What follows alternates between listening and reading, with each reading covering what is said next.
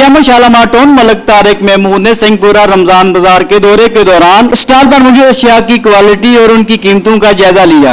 रमजान बाजार में मौजूद शहरियों से रमजान बाजार इंतजामिया की कारकर्दगी के बारे में भी मालूमात लेते रहे। शहरियों ने पाक न्यूज से बात करते हुए कहा, जी वाकई यहाँ पे सस्ती है, गवर्नमेंट का ये बहुत अच्छा इकदाम है।